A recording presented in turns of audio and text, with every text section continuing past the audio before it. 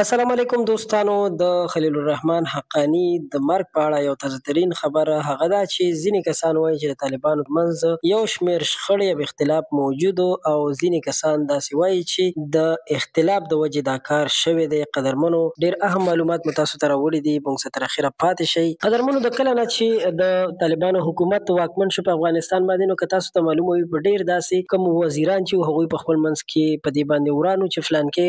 کار به کېږي، یعنې فلانکې کار چې کوم دی هغه به مخ په وړاندې ځي په افغانستان کې، او ځینې کارونه دوی منع کړل چې په دې کې یو د ښځو تعلیم هم و چې په هغې کې د عباس ستانکزي په شانتې یو چارواکی د طالبانو هغه دا هم ویلي و چې تعلیم باید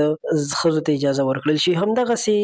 د دې سړي یعنې د خلیل الرحمن حقاني هم ځینې خبرې چې د عوامو په حق کې به یې کولې چې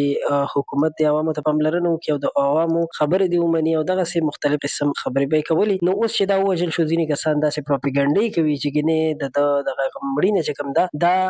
د دې خلکو خپله کړې ده. نو دوستانو، په خوله خو نه وایي، خو همدغه ته اشاره کوي، خو دا ډېر یو سپکه خبره ده، ځکه چې هېڅ یو پښتون او هېڅ یو افغان داسې کار نه کوي.